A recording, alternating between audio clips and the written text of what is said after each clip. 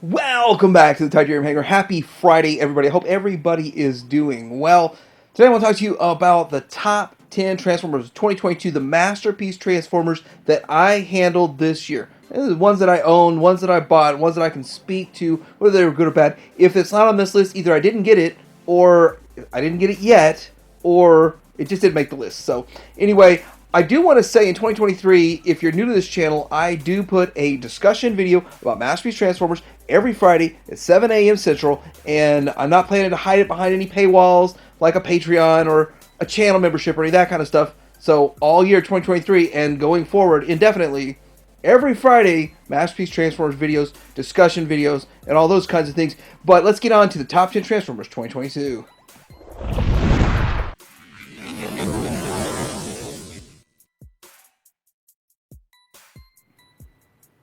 Number 10 is going to be the KO of Fans Toys Acoustic Wave.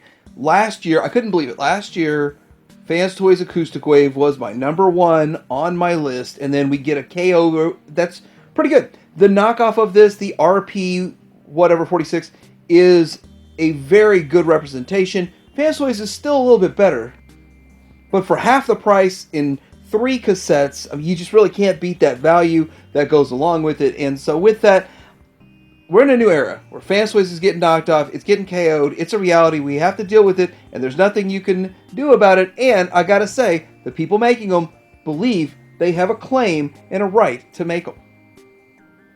So now that I've ruffled everybody's feathers with a KO right out of the gate with number 10, number 9 is actually Outrider. Now, he's lower on the list because A, he's a replacement item, and B, he is a replacement item.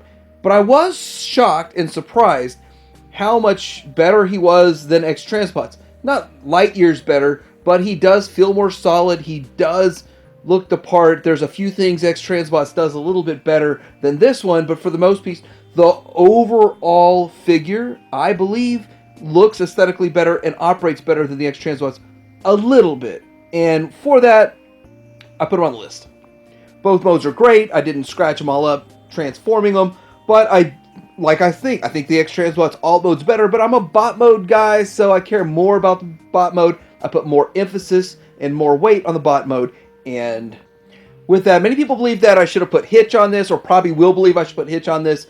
And I think he's a good figure. But with that, I don't think he's nearly as much better than the XTransbots or other versions that are out there than the Outriders. So that's why Outriders on this list. And so is Hitch on this list? Well, I guess you have to find out. Number 8 on my list is Hannibal. So there's a lot to say about this figure, simply because of the fact that they actually made the head to their gigantic FT40 Fortress Maximus. So this kind of is either a step in the right direction to get that Fortress Maximus, or it's just going to be one-off. We're going to have a head on the shelf forever. But the fact that they're entering into the Headmaster space, and they actually made an Autobot Headmaster, is a good sign. Now, the downside to this, which is again why this is a little lower on the list, is because it's not in what I would like, the US Deco. And I believe maybe we'll never get that, but I do believe we'll get a repaint or a remold of this down the road into a US Deco, and then I'd have to pony up another $200 to get that one. So that's kind of the downside, or what kind of bothers me more or less about this release.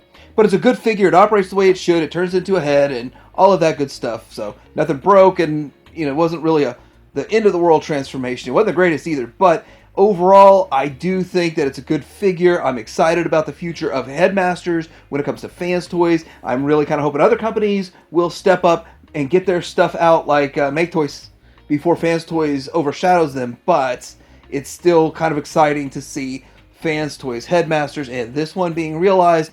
Will we see Fort Max? I mean, a lot of people still feel Fort Max is a pipe dream. Next up on the list is number 7, Deformation Space Blaster. And I gotta say, I pretty much like everything Deformation Space has made, Transform Elements made, and all that kind of stuff. So with that, this figure, at first, I thought it's just the G1 toy remade with a little more articulation, but once I got it in my hand, I realized it was more superior than a G1 toy just remade. It doesn't quite feel quite as hefty as I'm pretty sure the Fans Toys one will, but it really looks design-wise almost exactly the same as Fans Toys. And so when theirs comes out, I don't think it's going to blow this one away. So this one is the reigning king of Masterpiece blasters right now as it's going. But why is it lower on the list as number 7? Because I really would have liked a better paint job. Looking at this picture, you'd think it would have a bit of a sheen to it, and it has no sheen whatsoever. It is super flat matte, and although I'm okay with that, a super flat matte with a bit of a shine to it, maybe it's not metallic, but it's got a little bit of shine to it, would have been a little bit nicer. I would have liked that, and I was kind of hoping we'd get a metallic coated one down the road. That's what I would have liked, but as it stands, this is on my shelf. Now, the other negative is his one cassette he came with sort of sucks. That's not the very good ram horn, so I will be substituting that out when I get the MMC version. And his alt mode looks good, and overall, just not a bad bot, a good solid release for a good price. It was like 130, and then he went on sale for like under 100, which I would have gotten that sale, but still worth every dollar of 130 bucks. Number 6 on the list is Fans Toys Aussie, and the thing about this is that I thought all along this figure was just going to be a repaint and slight remold, like a different head and a few different parts here and there, but it's pretty much going to be brawn. Well, once I started transforming it, I realized it's not brawn. It's similar, but I couldn't find hardly any pieces that were exactly the same. I couldn't unscrew parts off this and screw it onto my brawn if I broke my brawn.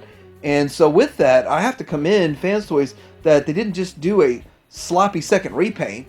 They redid the whole figure, which is impressive and probably unnecessary, but they did it anyway. And so with that, I was shocked. I'm impressed, and that just really speaks to the quality of their work and how much they actually care about their product. So I'm shocked. I just thought it was going to be a quick cash grab like we've seen with other repaints, and it was not. So very impressive. They also fixed some of the issues we had in the transformation.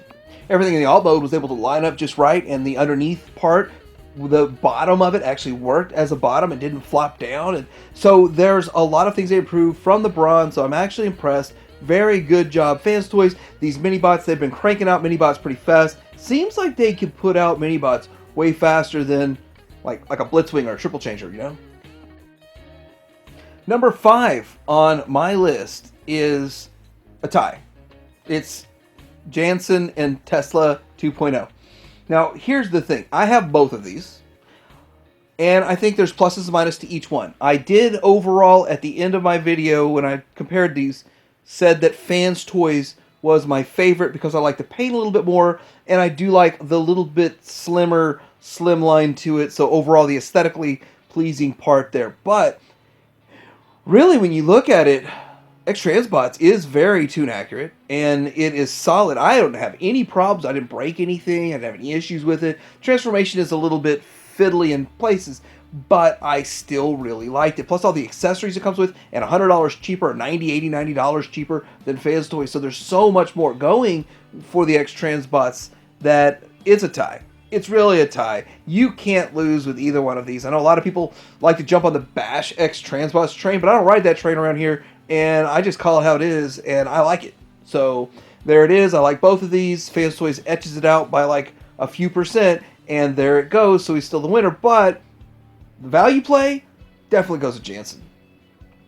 And then comparing the alt modes, I think they both look good. I think the transformation on both of them are okay, and neither one of them are superior or more fun or enjoyable. I didn't enjoy transforming either one of them, so there they go. They equal in that part. But overall, both great figures. I would recommend either one of them if you're in the market for one of these, or if you just want to keep your, your Tesla 1.0. There's no problem with that either.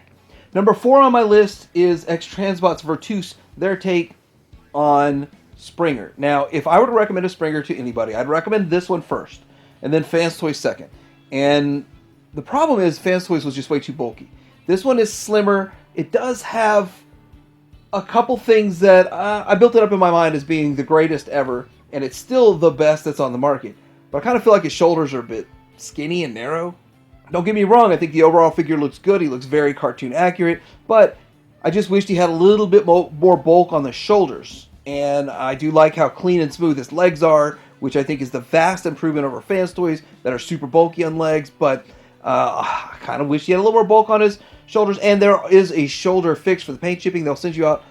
Someone somewhere is making a shoulder fix. I don't know if it's XTransbots themselves, but they send out plastic, yellow plastic, and not painted plastic. So if you have paint chipping, you don't have to worry about that anymore if you transform yours. I don't flip mine back and forth. You'll probably never see alt mode again. But speaking of alt mode, my favorite alt mode of his is the helicopter. So with that, I really liked it a ton.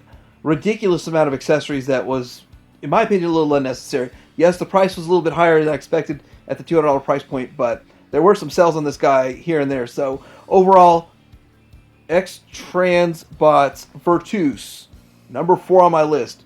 Great figure. We're already getting down to the top 3. And number 3 on my list is Chomp.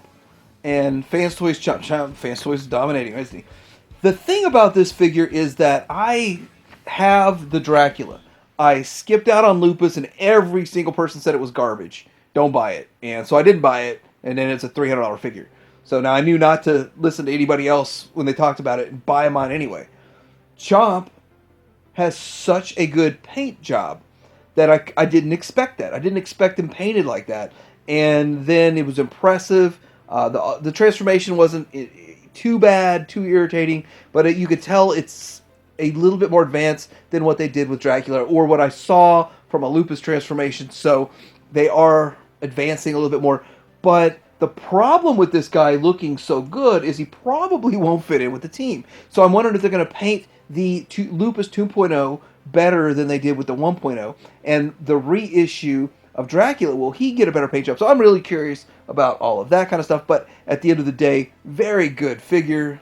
I got to admit, I'm really not super ultra excited about these particular characters, but they look so good when they're made. And it is G1, and so it does kind of tug on those heartstrings. And for it to look this good as a G1, I'm sold. Number 3 on my list, great figure.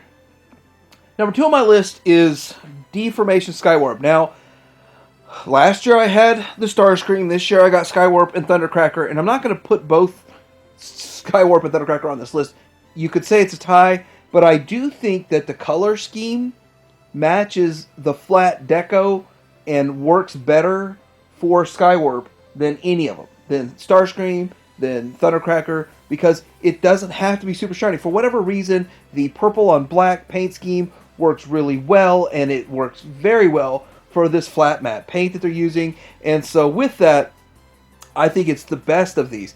And you also got free upgraded wing kits. The back wing kits came with both of these figures. You had to pay extra for them, like $20, to get them for your Starscream. The alt mode is great. The only issue I really ran into with the alt mode is the little tail fins. I just thought it was really weird having those bump outs because of the folding on them. But aside from that, it's a great alt mode. Probably not the best in the whole world, but of course I don't leave mine on alt mode very long. Just 5 minutes in the review, and that's about it. Then I'm moving back to bot mode.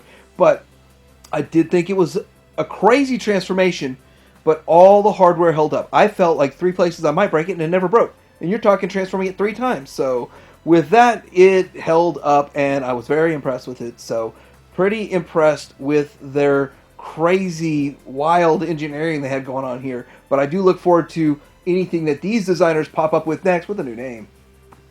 Number 1 on my list of top Transformers is a Voltron. Blitzway's $700 Voltron 5 Pro Studios is impressive. Now, I didn't get this until 2022, so it counts as a 2022 release to me. And I am thoroughly impressed with this figure. Now, it's not perfect. They could have had a little bit better articulation in a couple of places, but overall, this is the best, most ultimate Voltron made. The size of this guy, around the 15-inch mark, I believe 15-inch, actually stacks up with the vintage vehicle Voltron. Looks perfect side by side, and it looks amazing. It actually matches the contour. It matches the design of the cartoon so much better than anything else out there. Even the Matty Collector, which tried to be super tuned and super flat matte tuned, this has a real world shine to it, a sheen to it, but not too shiny. But it works. It's like a combination of the toy and the cartoon brought to life.